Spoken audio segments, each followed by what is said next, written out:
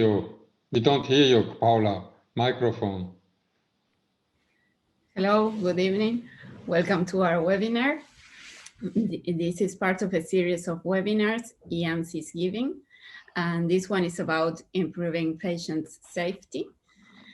My name is Paula Chiesa. I'm an anesthetist from Buenos Aires, Argentina, and I am happy that all of you have joined. We hope to make this as interactive as possible. We are willing to answer to all your questions. You can write all the questions that may come to your mind in the question and answer chat. And we are also going to send questions to the audience in order to answer. Well, let me start by introducing our two wonderful speakers. First, Dr. Fiona Kelly, who is a consultant in anesthesia and critical care from the University of Bath, United Kingdom. And then Dr. Ilyas Hodjovic, who is joining us from the University of Cardiff. Thank you very much for being here. Well, shall we start with the first poll to the audience? Oscar, please.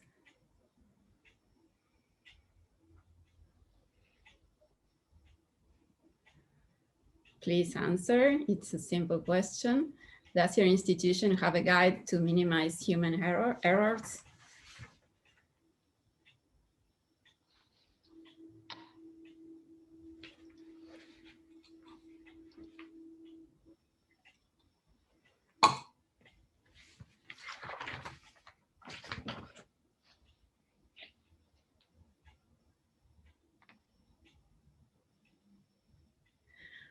Well, it seems most of us don't have such. It'd be interesting to start to know why we don't have them, why those are important. That's why we are going to listen to Dr. Kelly now. Please, Fiona.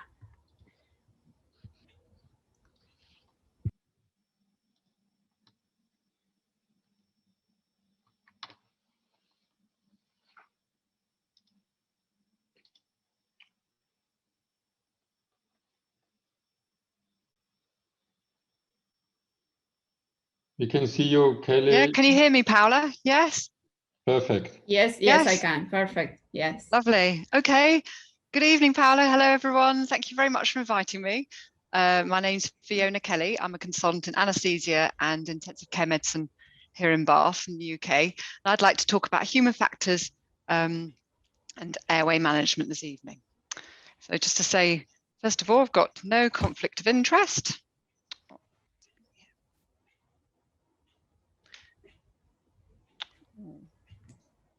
No conflict of interest.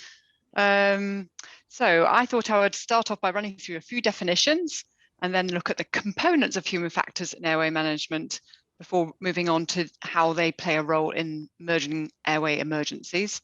Then to finish off, I thought I'd run through a few top tips. Before I do that, this is the city of Bath where I work. Do come and see us once you're allowed to. It's a very beautiful city. This is the hospital that I work in. So back to human factors and ergonomics. And I think the simplest definition for this is making it easy to do the right thing, or making it difficult or ideally impossible to do the wrong thing. And the phrase human factors essentially means the same as the phrase ergonomics. The two are interchangeable, and the more modern thing to do is to say human factors and ergonomics, and that's what I'm going to try to do this evening. And the basic principle is that we are all human, and because of that, we sadly will make mistakes, however well trained and conscientious and hardworking we are. So human factors is a scientific discipline which aims to design out, as it were, the chance of mistake occurring in the first place, and as and when one does, to then put barriers in place to prevent that mistake progressing to patient harm. I think it's fair to say that around the world, all other safety critical industries have put in place human factors and ergonomics expertise in their working places and working practices to improve their safety, and that includes things like offshore oil, nuclear power, aviation, construction, and healthcare. Final sector to be targeted. So moving on to look at some of the components of human factors and ergonomics. Let me introduce you now to the airway spider. Here he is. He's got 8 legs, of course, and each leg stands for a different component of the mnemonic arachnid. And each is a different important component. And the most important one would be here, D for design. Oh, there we go. By that I mean design of safe working practices and working places. Sorry, Fiona, I'm a bit confused. I thought that human factors was only about or all about teamwork, communication, and situation awareness. Yeah, and Paolo, you're quite right, actually. Of course, yeah, thanks for mentioning that. Quite right, because those are all aspects of non-technical skills. That's the N, the 6th letter. And but what I suppose one of my learning points for tonight is that it's not just about non-technical skills. Human factors and ergonomics has got lots of other different components as well. And I would say actually design probably the most important. Okay, so it's, moving on then, looking at D for design, design of safe systems. I think the easiest way to explain what I mean by this is to go back to World War II, when the B-17 bombers were repeatedly crashing as they landed. Nobody was quite sure why this was, so a psychologist, Dr. Japanis, was called in to help, and here he is. He noticed that there were 2 very similar levers in the cockpit right next to each other. One operated the landing gear and one operated the wing flaps.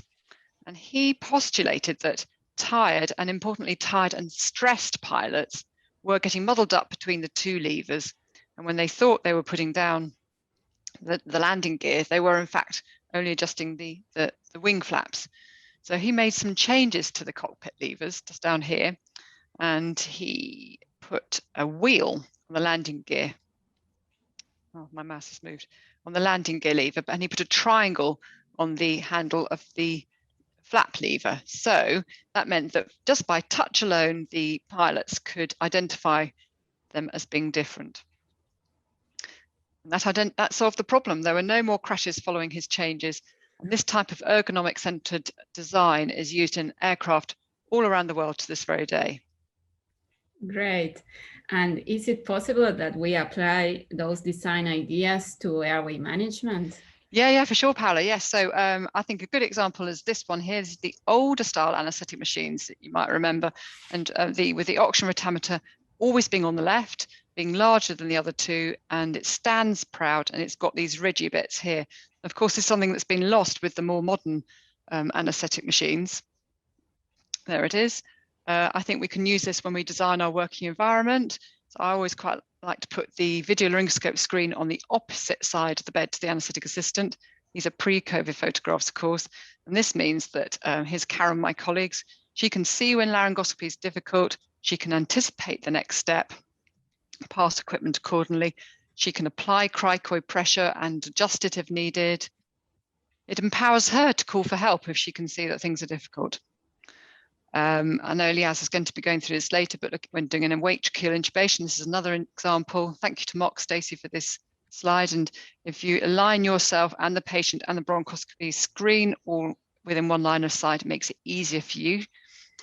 Another example I think would be using airway kit dump mats. We use these in COVID. Can you see it's got photographs of all the various pieces of equipment, which means the nurses can make sure everything's stopped up accurately.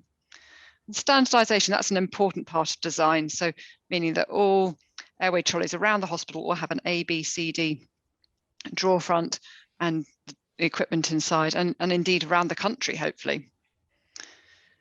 So that's equipment. Looking at drug design and drug packaging design. Again, I think this is an area where human factors could really have an impact. So I don't know if you can see these photographs, but the top one here is suxamethonium. The bottom one here is ranitidine.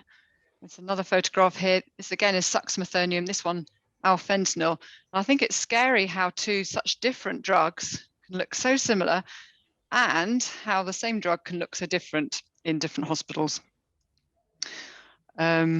And in addition, safe working practices. I'm going to whiz through this slide, but it's important. Adequate staffing, skill mix, bed numbers, ability to cope with surges in demand, supervision and accountability, identifying sick patients. So that's a whiz through design aspect of human factors and ergonomics. And I've just got one slide about each other leg of the spider. Okay, so starting off with A for algorithms. And by this, I mean good design of algorithms so that they've got human factors and ergonomics components incorporated in them, and also printing out algorithms so they're on the wall in theatres, in the anaesthetic room. So in a crisis, they can be removed and the instructions followed. And this one here is the 2015 Difficult Airway Society guidelines, which I think are really well designed. They remind you to call for help. They remind you to announce a failed intubation. They prompt to stop and think, invite ideas from the team. Looking on to the second leg of the spider, resilience and worker wellbeing. And resilience, important, going back to World War II, when human factors and ergonomics really arose. It was looking at making factories and workplaces more better designed so that staff didn't get an injury or pull a muscle or get joint problems. But I think you could define resilience as bouncing back from difficulty. And I think the emphasis should be on organisational resilience, looking at things that our hospitals should be doing, our departments should be doing. But there is things that we can do ourselves to improve our own well-being. This one down here, most people remember, not working when you're hungry, angry, late or tired. A for cognitive aids. Now these are educational materials that improve the management of an emergency situation. And this one is the Vortex model. I don't know, Paola, do you think that everyone is familiar with this, or what would you think? I'm not sure. Could you please explain that a little bit further in case anyone is not familiar with the Vortex approach? Yeah, for sure. So this has come from Australia, from Nicholas Crimes and his colleagues. And essentially it's 3 bits here it's like a funnel, 3 bits of the funnel. And we allow 3 attempts at face mask ventilation, 3 attempts at tracheal intubation, and 3 attempts at a supraglottic airway insertion. And if any of those are successful, then as an airway practitioner, you can move out into the green zone. So I should say this is a cognitive aid for the management of a can't intubate, can't oxygenate situation. So if you move into the green zone, you're safe. But if you don't, and if the 3 attempts at all these fail, then you spiral down into the middle, and it's a prompt to do an emergency front and neck airway. So then moving on to checklists. This is our COVID intubation checklist we've been using for the last year. These are proven to improve adherence to protocols and safety. Handover tools. This is one we use in Bath. It's the traffic light one. So it's to make it easier to call for help in an emergency. So red emergency, you need help straight away, and that might be a can't intubate, can't oxygenate situation. Amber assist, when you need help within 5 minutes. Oops. So that might be can't intubate but can oxygenate. A green query, need help within 10 to 15 minutes. That's when you might need help, for example, choosing next airway to use for a case in theatre. Non-technical skills, this is what you were talking about, Paola, before. And by this, I mean team working, situation awareness, task management, decision-making, which are all described by the ANTS framework, the anaesthetist non-technical skills. But to this, I would add a few other things, actually. I'd say also important, flattening of the hierarchy, or some people say reducing the authority gradient amongst the team, leadership and followership, delegation, prioritization, and coping with all the very many distractions that we have during our working lives. And then throughout everything, I would say communication is key. And finally, looking at instant reporting, the last leg of that spider we haven't mentioned. And I hope you'd agree that this should take into account all contributing factors. Ideally, I think, using a specialist human factors investigative tool. So this one here is called the Yorkshire Framework. It's a bit like onions. The idea is you peel back the different layers before you get to all the sort of systems issues, before you get to the actual actions of the individuals who are involved with that case. ideally an independent team who've had training in human factors and ergonomics. And importantly, I think we should learn from cases that go well, not ones that go, just the ones that don't go to plan. So those are the different components of human factors and ergonomics. Would it be helpful? How can we use those components to explain how an airway emergency evolves? Yeah. So we can put all those together. Imagine an emergency in an airway situation. I think an easy way to do that is to use an error chain. And these have gone a bit out of fashion, actually, because many experts say, but in an emergency, there are lots of different things all happening at once. And whilst I completely agree, I think this helps me understand the human factors aspect. So it talks about 3 different types of errors at the top here. Systems errors, which are otherwise known as latent errors, and human errors in the middle, otherwise known as active failures, catalyst errors or coincidental events. And if two of those three are present together, that creates an unsafe situation. And then that unsafe situation is then accompanied by maybe poor situational awareness, a final error, a point of no return is reached, and an adverse event will occur. So if we look at what I was saying before, so I think poor quality investigations, I think you might agree, tend to be just looking at this bit of the error chain, the performance of those individual clinicians who were involved, and intense scrutiny of what they did. Whereas I think if you actually use what I've said to look at the whole error chain and relevant systems, not only are you more likely to get to the bottom of what's happened and put changes in place to make the system safer, you're less likely to put these poor individuals through any more pain and distress. Again, looking at design, we talked about design. The idea is that at the top of the error chain here, you design out the chance of an airway emergency occurring. Plus, if one does occur, you can put in place barriers so that that error doesn't progress to patient harm. And then finally, non-technical skills, which we talked about, they act up here and also all the way through here. So Martin Bromley, who you might have heard of, he's a UK airline pilot whose wife very sadly died during a routine operation about 15 years ago now, and has really championed human factors. He says that, however, he really championed the non-technical skills, crew resource management side of things. He says he now realizes that when he steps into his cockpit, it's been designed even before he arrives to be as perfectly designed as possible, using all that ergonomic centered design I talked about before. And he now says that actually, if however well trained a team is, if you then put them back into an imperfect system, the chance of an error occurring is still high. And he would say, and many others would say, that healthcare is at the moment relying on incredibly high levels of personal performance every day. So Fiona, how can we incorporate all that you've said, all that you've just said, into our clinical work? Yeah. So just the last bit of my talk, I've got a few top tips which hopefully you could put into place when you go back to work tomorrow. So I'd say, first of all, power of first names is really important. I think it's been shown to be the single most effective way of improving our non-technical skills. And if, improves communication, flattens the hierarchy within the team. In a crisis, it reduces confusion. It's been shown to improve morale. And so by using the first names of your teams, you can make a real difference. And some people like to wear hats or write their names on hats or have specially made hats. We've been trying out stickers during the pandemic. Here's me, my sticker on my visor. Some people have boards in theatre and fill those in for each case. And I'd say my second tip would be that good technical skills, I think, make room in your head for good non-technical skills. And again, this is a pre-pandemic photograph when we used to be able to run airway workshops with many people squashed into one room as possible.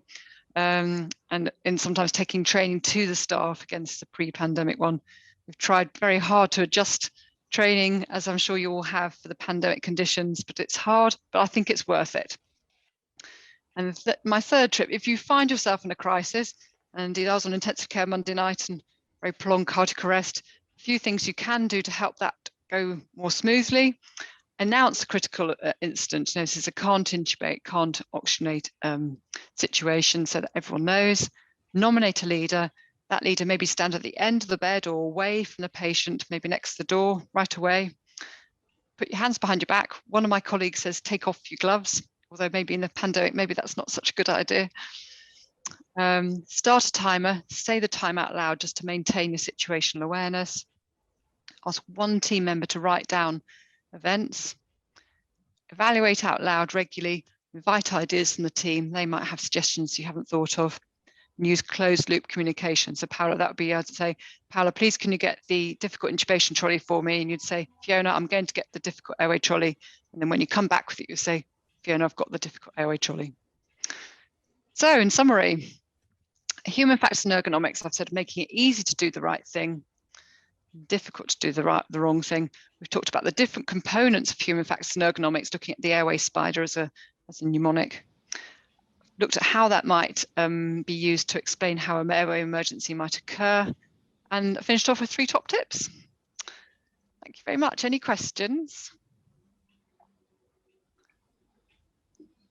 Fiona, welcome. My name is Robert Greif. I'm looking at the questions in the Q&A function. And a first question for you, how did you do on your institutional level to integrate this policy on resilience during COVID?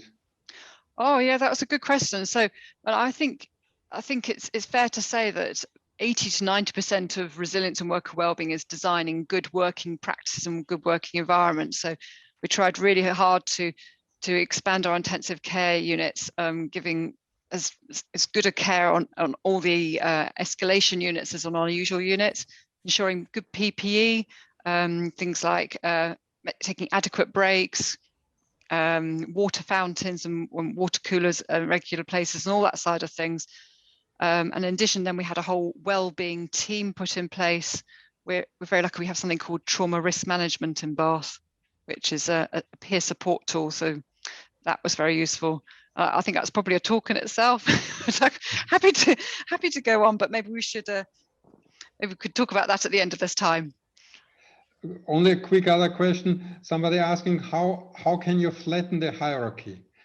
Oh, and that's also a really good question. So I would say, well, firstly, knowing your team's first names, I think is very important. I think all sharing the same coffee room, same changing rooms. And I think sometimes making a plan beforehand, and so that the team is empowered to speak up if they think something's not going to plan. And there is a graded assertiveness tool called PACE. I don't know if you've come across that, Robert. It's basically it goes through a graded series of things. So you can say, well, my assistant might say, Fiona, are you sure you want to intubate a 3rd time? And say, have you realised that you've intubated you're intubating for a 3rd time and the patient's saturations are falling? And then you finally get to the last bit where you'd say, Fiona, the patient's unwell, I'm taking away the laryngoscope from you. So that's quite a good tool to be able to use too.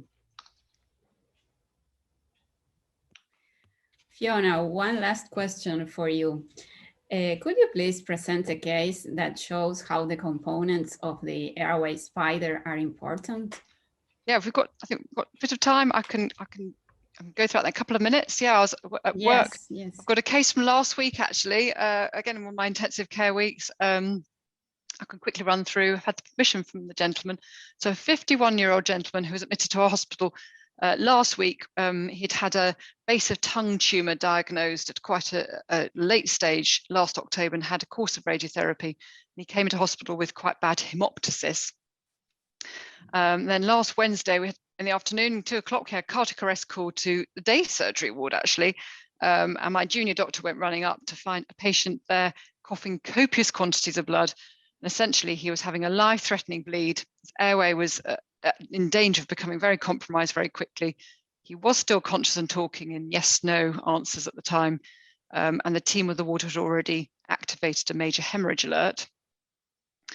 Unfortunately, the ENT consultant was at the bedside within minutes too, and he had done an airway assessment that morning and was very concerned. He said the patient's mouth opening was only 1 centimetre. He said his tongue was very woody and hard, And he said, even if there wasn't any bleeding, that laryngoscopy was likely to be extremely difficult, he said. And his words were, we need to do an emergency cricothyroidotomy immediately. So that stage, when the consultant anaesthetists arrived, and together they decided that they should transfer the patient to theatre. As I said, it's only 16 steps away, just next door. So my junior doctor provided oxygen via Mapleston C circuit, and round they went. And unfortunately, the patient had a respiratory arrest during the transfer. Our junior doctor announced this to the theatre team as they wheeled him in. There's fortunately no loss of cardiac output, and he was able to provide some face mask ventilation, but he said with variable success. So by this stage, the ENT and anaesthetic consultants then performed an emergency front and neck airway together using the scalpel twist bougie tube, and I'm pleased to say it was successful at first attempt.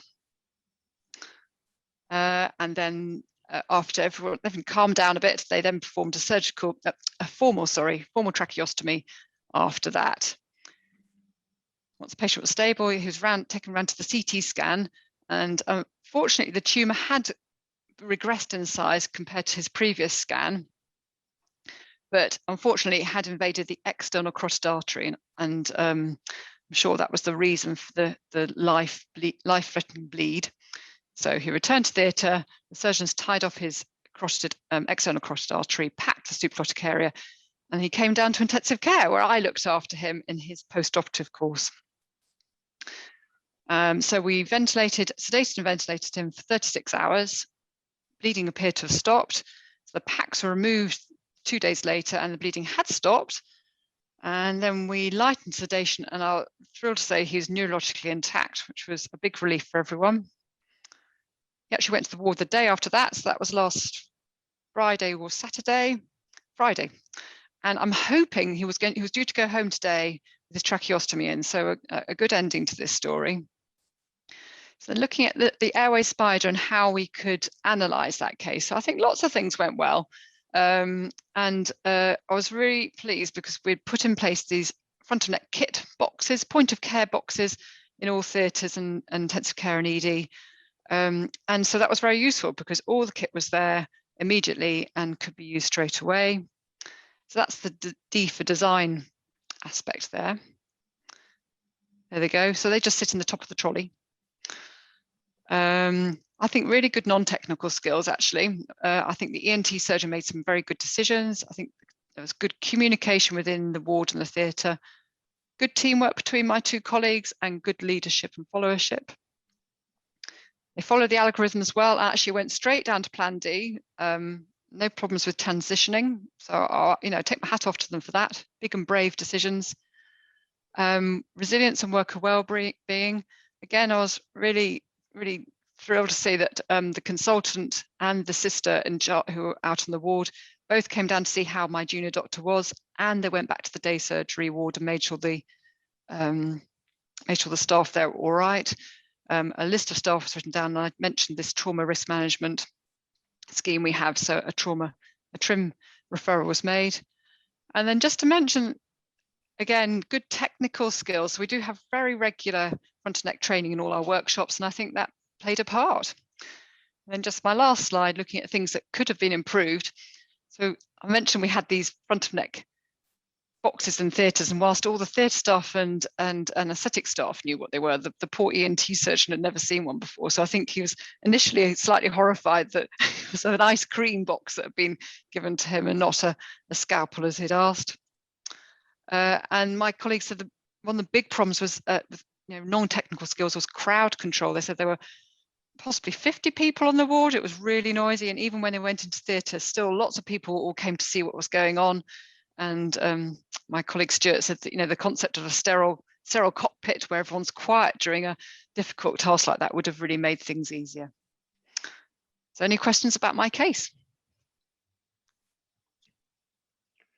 Maybe there's one which is somewhere related. Somebody's asking, how often do you suggest to practice, for example, crisis resource management, or even this eFONA skills training?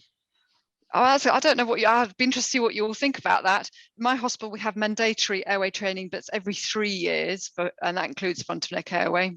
I know in Australia they do something similar. I think probably you need to do it more regularly than that, you know, for the preventing skill decay. Then how often should we do non-technical skills training?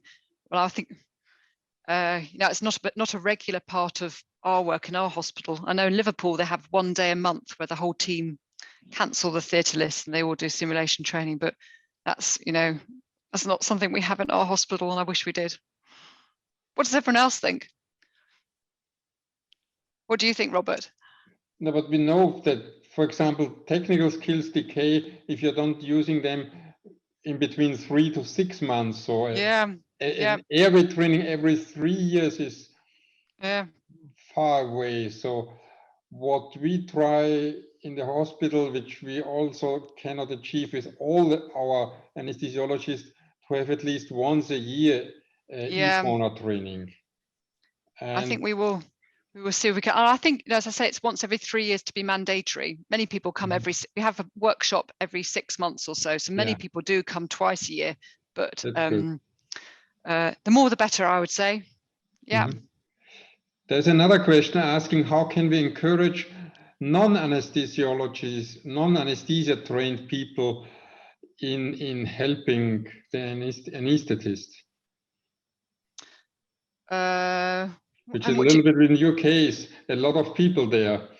Oh, I see. So we have talked about this case in our M&M meeting. Yes, we thought, I think maybe in future might try and assign one person, one member of staff, maybe a senior member of staff, to ask as many people as possible to leave.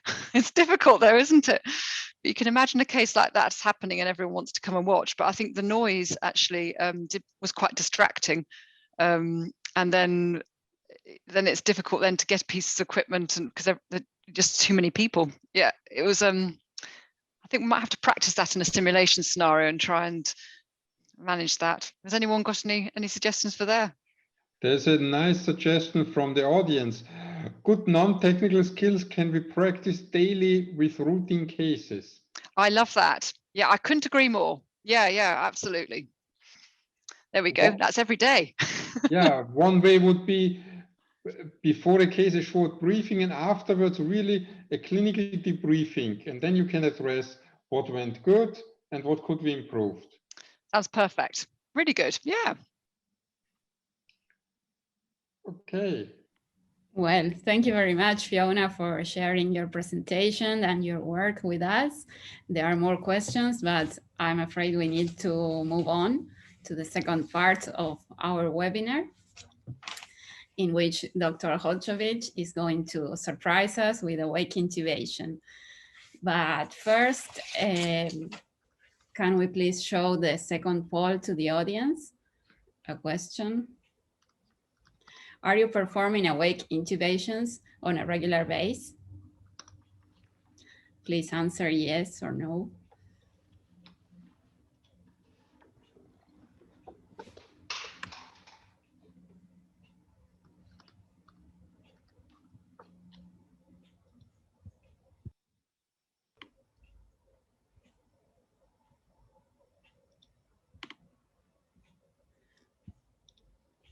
Well, it's like something like a shared answer. Some of the audience is performing on a regular basis and some others aren't.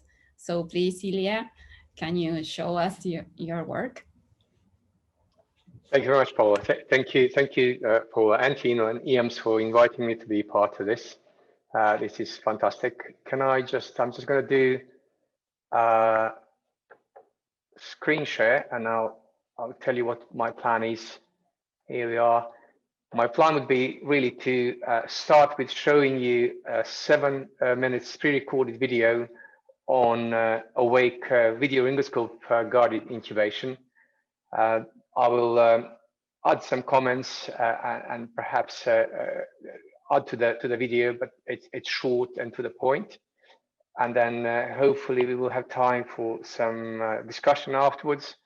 And then if there is time, I was planning to show you part of the guidelines that addresses the issue of the addresses the issue of what to do if your awake intubation fails. And then we can work on some learning points afterwards. I have sun shining into my eye, and that is very unusual for Cardiff. Cardiff is the most rainy city in the UK. So having a sun shining into your eyes is a privilege. And I apologize about that. I haven't got anything to cover the little window there to sort it out. Here we are. Let's start with this presentation.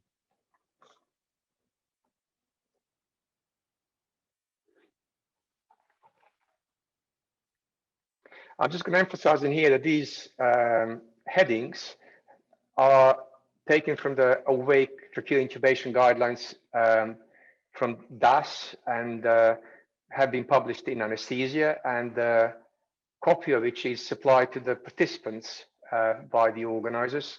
And these headings are the same for any type, any method of awake intubation that you may want to do.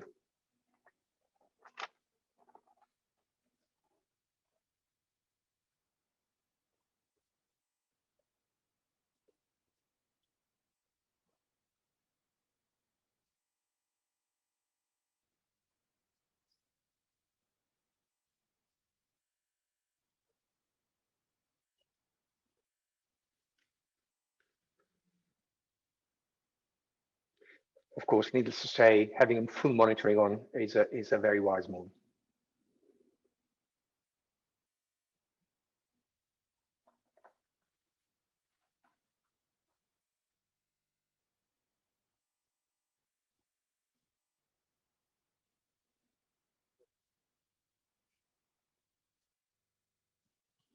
There is a good amount of evidence that high flow nasal oxygen makes a huge difference to the incidence of desaturation during performance of awake intubation.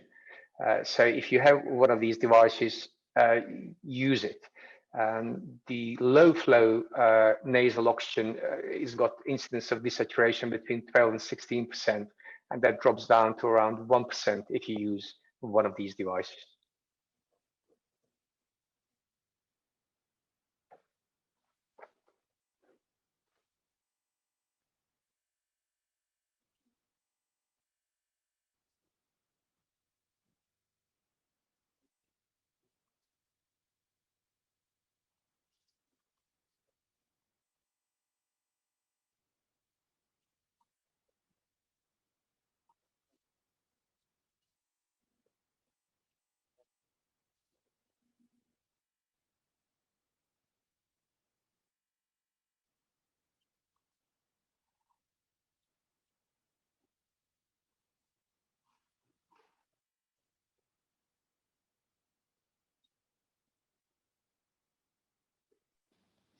When applying your local anesthetic, just aim for palatoglossal arch, the base of it. That is where glossopharyngeal nerve is the most superficial to the mucosa, and it's more likely to be affected.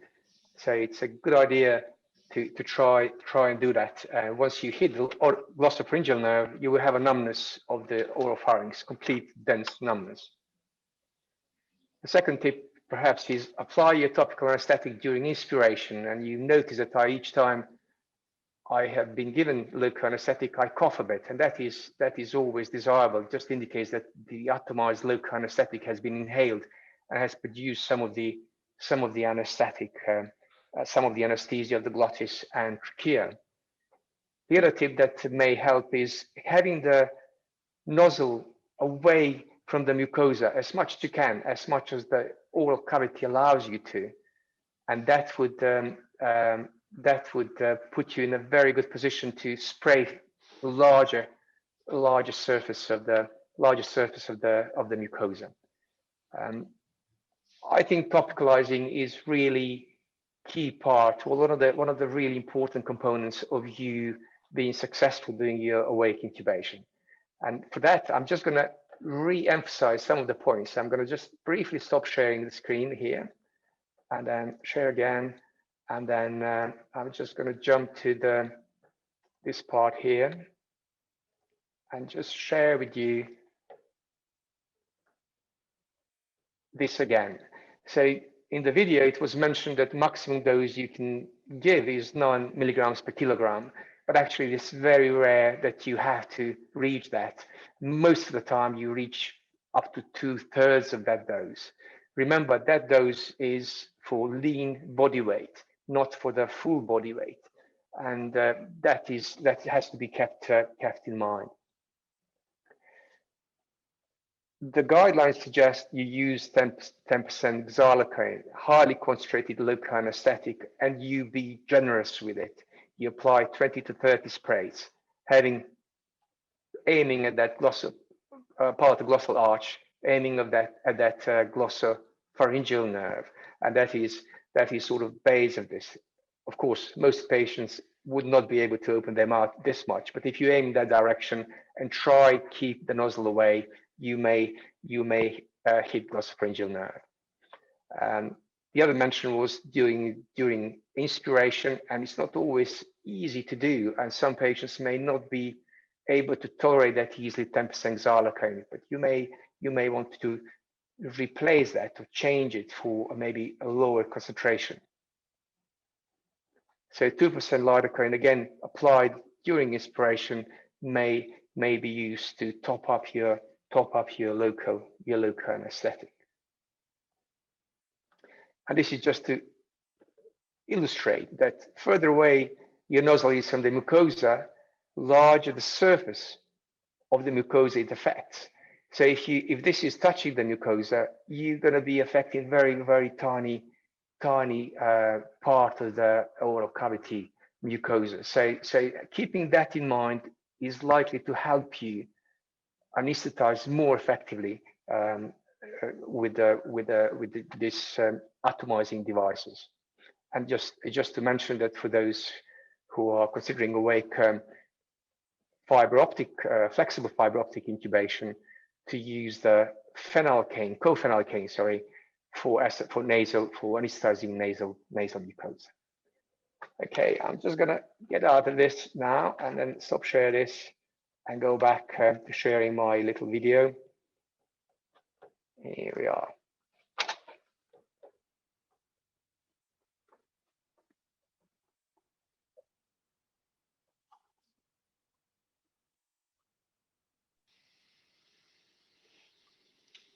Ilias, can you tell us what happened in the video?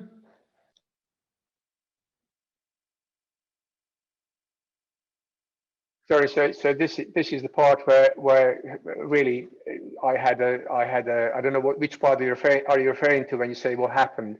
It was 10% xylocaine, and then it is just about to be topped up by MAD device, by this flexible wire thing that allows you to topicalize local anesthetic just using a syringe. And you probably noticed that I mean, coughing is desirable, but crying is not desirable. So if you make a patient cry, that's probably not that good idea. So I was just because of coughing, I think I had the technician help just mopping up some of the tears.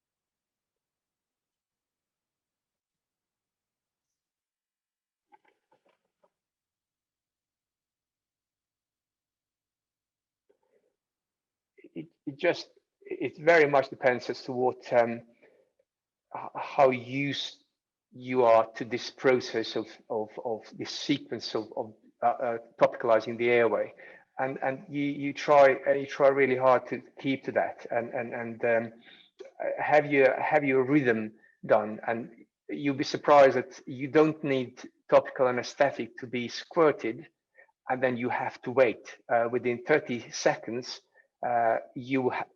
My experience is you would have some topical anesthesia in place, so you don't have to wait between the squirts. You be guided by the patient's response.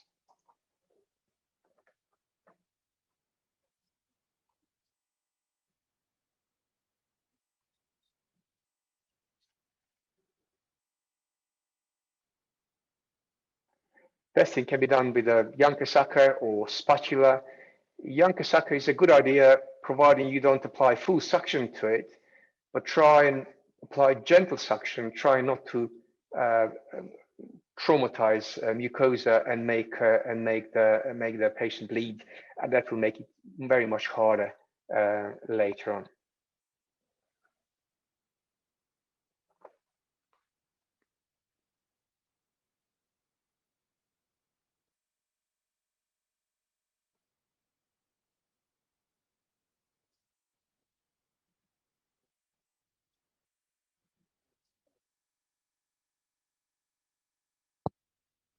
When inserting, you try and keep your scope to the left corner of the mouth, maintaining as much space as you possibly can to the right corner of the mouth. That is where you're going to be applying additional local anesthetic or placing the tracheal tube.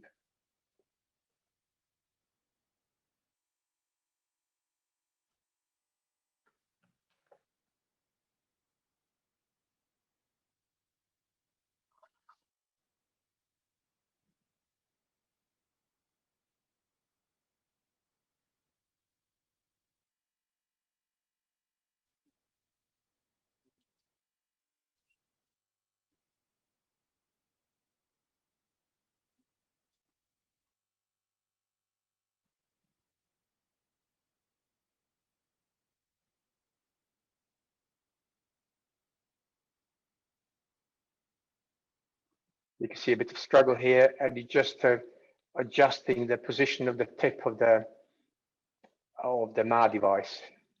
Probably better seen in this video.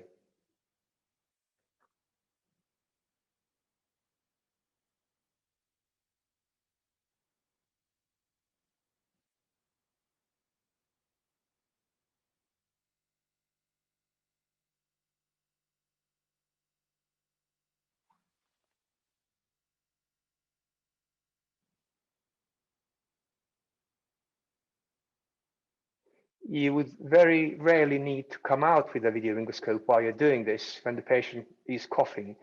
As if you have applied local anesthetic during inspiration, you are very likely have anesthetized part of the tracheal mucosa. So additional topicalization is unlikely to cause severe coughing. So you can stay in position and keep your view going most of the time.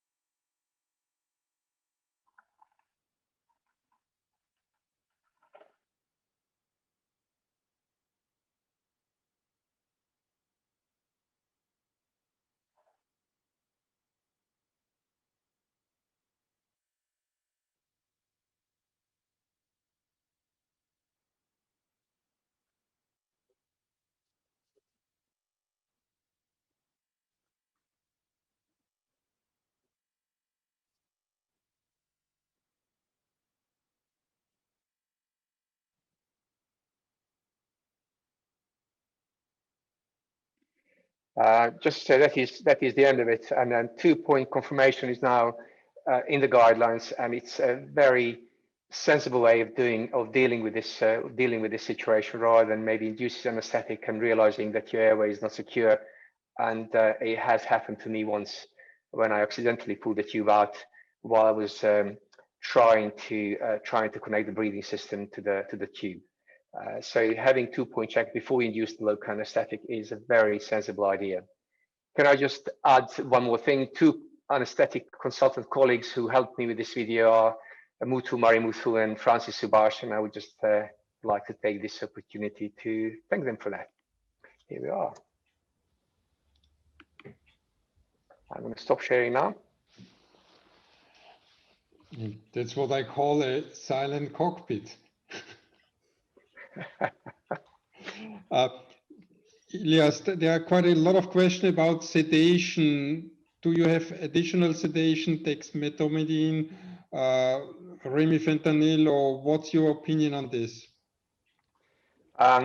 sedation, I think, is something that you can use if required, but not as your primary source. So yes, remifentanil and dextromedetomidine are well researched and are good agents to be used. So you can supplement your awake intubation, but making certain that you maintain the oral contact and contact with the patient all the way through.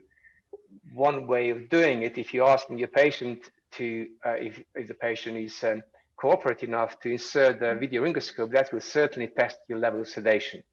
The other thing to avoid is using your sedation as a compensation for inadequate topicalization. So use it, but use it in a cautious way, and use it only as appropriate, rather than as a way of dealing with the uncooperative patient or inadequate topicalization. The next question goes in this direction. How do you know that you are ready to go? So is there testing, which is the needed amount of a local? Yes, there is in the video there was a testing part, and once you think you're ready and you think the patient is anesthetized, the way to test it is probably to use I personally use Janker suction. I reduce the suction mode to a sort of minimum, and it acts in two ways. It tests the adequacy of topicalization, but also it removes the secretions. So it makes the airway much clearer for you to advance your whatever bronchoscope or video laryngoscope. You can use spatula, and if this is not adequate, you top up your local anesthetic, either using 2% lidocaine with a mucosal atomization device or using a 10% xylocaine. There's a question on the way of providing the local anesthetic. Any preference for an atomizer? What we have in the UK a lot is this 10% xylocaine spray, 10% lignocaine or lidocaine, and the other one is just a mucosal atomization device called MAD device, and it's produced by the LMA company, and it can be found on their website, and it's inexpensive, it's easy to obtain, and actually very useful, as it allows you to module the actual part, this wiry little atomizer, to the shape of the airway, and then you can control or you have more control exactly where you want your atomizing device to go. And there's even another question. Do you use a bite block to prevent biting? No. I think a bite block would really not be very useful, because of the fact that, in my opinion, because of the fact that if the patient is biting, that is not, something is not quite right. So your topical anesthesia has to be reviewed, and you deal with that way. You want cooperation of the patient, you want patient to be there, and you want patient to keep the mouth open. Sometimes it's quite hard to keep the mouth open for quite a long period of time. But you can ask, once you have your bronchoscope in the mouth, if that is what you're using, then you can ask patient to relax the mouth, because it's not relevant the mouth is open for the bronchoscopic oral intubation. And for the video laryngoscope guided one, actual video laryngoscope will keep the airway patent. So you won't have to insist on the patient keeping the mouth open. Maybe this is a question for both of you. Somebody is asking if there's a need for a second anesthetist, as mentioned in one of the first pictures with these procedures. We advise, certainly if sedation is used, to have a second anesthetist. You can, if you're not using sedation, you can get away without having anesthetist, but maybe technician to help you. But if you're using sedation, the safest approach would be to have a person, anesthetist, who would be dedicated just to titrate your sedative agent and according to the response of the patient. And again, face-to-face with the anesthesiologist or behind of you? Definitely face-to-face if you are doing awake bronchoscope guided intubation. But if you are doing awake video laryngoscopy, then if you look at the awake intubation guidelines, there is a nice little diagram showing you how to organize your space. And that sort of adds up to Fiona's talk. Organizing your space a certain way, it makes it less stressful and makes it more likely to succeed. I mean, you can modify what is in the guidelines any way you want. But the idea is what Fiona was saying, if you have the patient and the monitor in line for bronchoscopic intubation and the monitoring and the machine next to you, then it really gives you full control of what is going on, and you have a sight on everything. With the video laryngoscope guided intubation, you stand at the back, as you saw on the video.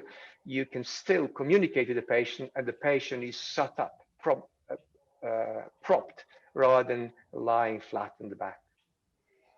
May I ask Fiona, when you see this, when you watch this video, any comment from your side on the non-technical part, organization-wise? Oh, I thought it was excellent. Elias, well done. Yeah, I must say I've tried awake video laryngoscopy once and it didn't go very well. So I've been taking lots of top tips and I'll be trying them out. No, I thought it was very good, really good. Good. For Elias, another question. What about transcricoidal local anesthetics?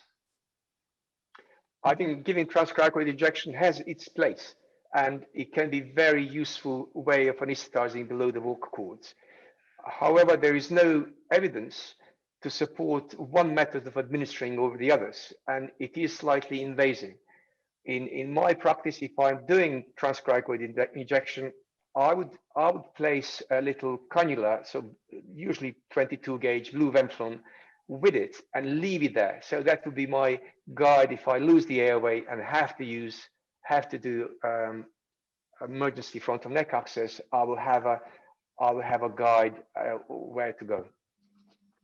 There are questions about using a guidance in these procedures, either a reinforced tube or an inserted guidance. What's your experience with this? I think using some sort of guide is a good idea, though I'm not aware of any evidence supporting one or the other. So the video laryngoscopes that have no channel would require you to probably use either starlet or a bougie. And for the video laryngoscopes with the channel, you can still use flexible fiber optic scope bougie to help you guide the scopes. The same with the combined technique with the video laryngoscope without a channel. You can use flexible fiber optic scope to guide the tube. Otherwise, whatever you're used to, if in Britain bougies are used more frequently than starlets, so most people would, if they need to, use a bougie to guide the tube. And I suspect maybe Europe and America are perhaps either equally divided or maybe prefer starletted tubes. There are some questions about why should we use video laryngoscopy for the awake? Will this be the new standard in contrast to the fiber optic or flexible scopes? No new standard. And if I can, I don't know if you want me to show you a couple of videos as to arguments of why would you use video laryngoscope. My suggestion is there are a number of patients, and it will be in the learning points though. There are a number of patients with difficult airways, and they're all different. Each individual patient is different. Adding your video laryngoscopy guided awake intubation to your skill mix will put you in a very good position to deal with a wider variety of patients. And that is my main argument for it. But if you want me to show you a couple of videos regarding to that question, is that okay? Or Yes. Okay. Yes. Here we are. Let's share that. Let me find it here.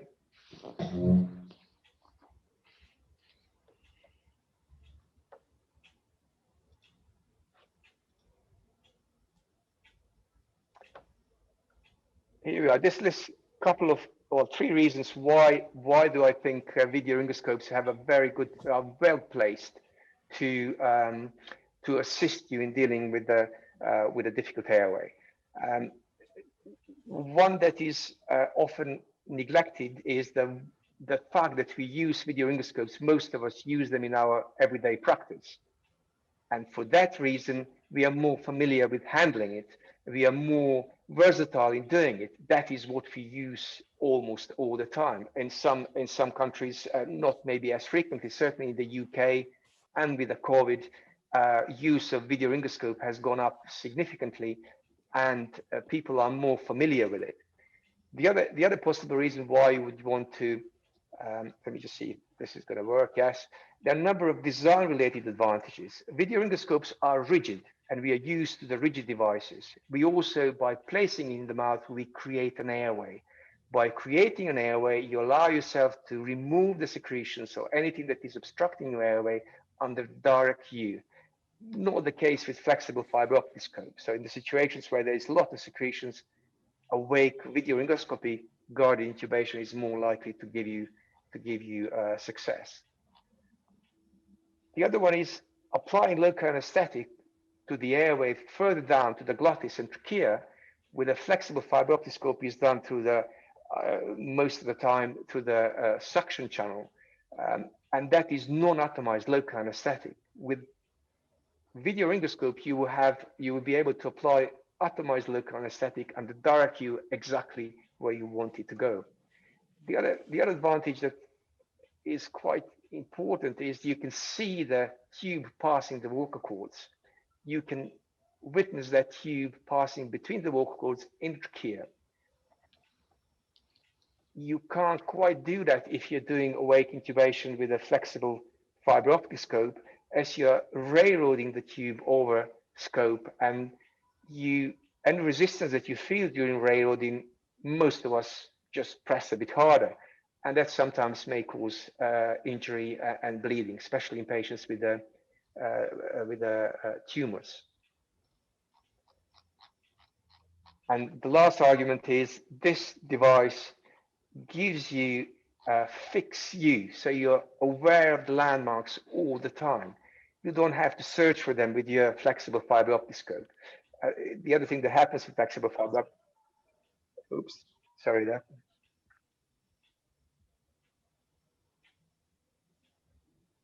Sorry about that.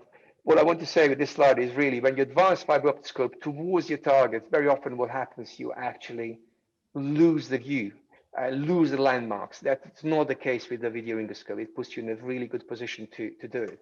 And the last argument is, this is just illustrated, some of the distorted anatomy, that fixed view really helps with when you're using video endoscope as compared to the flexible scope.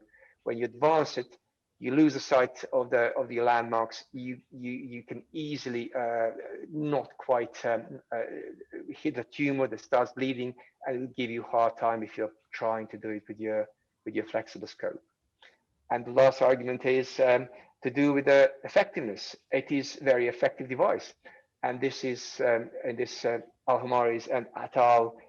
Systematic review and meta-analysis, and they looked at the comparing awake video endoscope guided intubation to awake flexible scope guided intubation, and I think this is the paper that was forwarded to the participants. And in that you have a faster time to intubation. You may think that is irrelevant, but faster time implies it's easier for you to do it. It just makes it easier, and in some patients it may be also critical that faster you do it, you're in better position. You're in better position all the way. The systematic review found no difference in success rate, complication rate, or patient satisfaction. Here we are. That is the bit. Let me just, if I can, just come out of this and then stop sharing, and I'm back in. That was my answer to why use video endoscope compared to flexible scope. We are running out of time. There's an interesting question. How do you see the role of the anesthesia and assistant, the nurse or the OPD in these procedures? In UK, we have, for every intubation, we have operating department technician, and they are absolutely essential to what we do. So we really can't emphasize enough how helpful, how useful their part is. The guidelines give a checklist, and one of the things that make awake intubation very much easier, if you pass that checklist to your assistant, they can go through all the bits that you need well before you need awake intubation. So if you're doing planned awake intubation, giving it to your assistant about 10, 15 minutes, half an hour earlier will make your life very much easier. So I mean, without them, we wouldn't be able to function in the UK, I don't think. So good assistant is essential. Okay, there are still quite a lot of questions, but we try to keep on time. There are another poll from Paula. Yes, sure. We have the next poll since we are almost closing the webinar.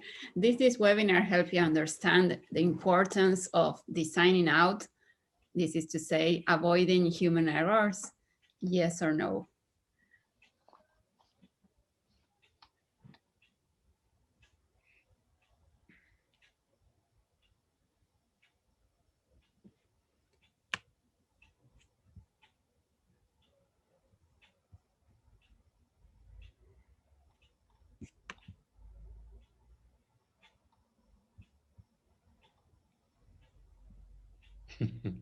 Wow. Good job. Great, Fiona.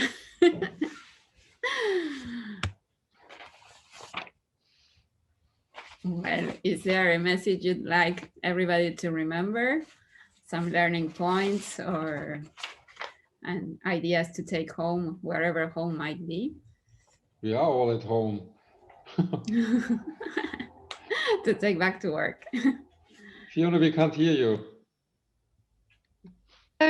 Hello, can you hear me now? Yeah. Yes. Hello, hi Tina, hi Paola. Right, so I've got 4 learning points. Here we go. So I would say human factors are not just about teamwork and communication. I would emphasize that healthcare at the moment is relying on really high levels of personal performance every day. But I feel that human factors expertise has got the potential to improve airway safety in the same way that it has improved safety in other safety critical industries. And then my 4th one would be power of first names. Try and use your first names of your team, and I hope that will improve your non-technical skills. Well, over to Ilyas. Thank you very much. Here and we now are. we have Yeah, is that what you want me to ask? If I can jump to the learning points. Sorry, it's, I think. Meanwhile, Yeah. we can send the last poll. Oh, yeah, Oscar. okay.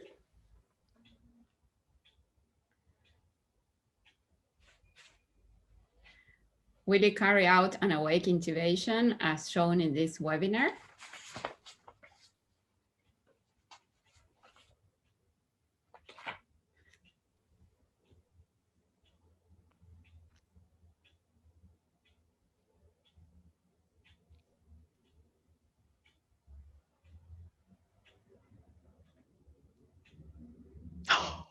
Yes. Excellent. And now, please. Thanks very much. That's fantastic. It's fantastic to see that. And really, my learning points are very much around that question that you just asked. So let me just illustrate. I have 5 learning points. Let me just illustrate them. So let me just see. This is gonna do it. It's not doing it. So in a second. Okay. Let me just see what happened here. Yeah, those are my learning points. Let me just illustrate them. So when faced with difficult airway in any patient, and it appears difficult to you, think awake first. Have a low threshold to do awake intubation. More you do, better you're going to become. That's one. Awake to kill intubation guidelines are an excellent evidence-based source that will guide you through the process. So use it. Topicalizing is really important aspect of it. So be generous with your local anesthetic. and be meticulous about it. That will save you using sedation a lot. It will make your life very much easier. So just spend a lot of time making certain the airway is anesthetized. It doesn't matter what you use. You use the device that you are most familiar with, and you just do it all the time. And many of the patients, the type of difficult airway they have is likely to make you decide what device to use. So adding awake video laryngoscope guided intubation to your skill mix is likely to help you deal with a wider variety of patients. Thank you very much. Here we are. I'm going to stop share here.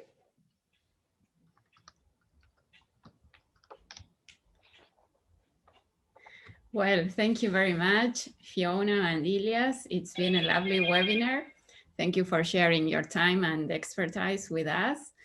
And I am very happy, we are all very happy that so many people have joined and sent their questions and made this interactive webinar. And well, let's hope to see you at our next webinars. Thank you very much. And it's been a pleasure moderating this webinar. Thank you. Thank you. Goodbye. Goodbye. Thanks, Paola. Thanks, Bye-bye. Tino. Bye. Thank you, guys. Thank you all. Bye. Bye.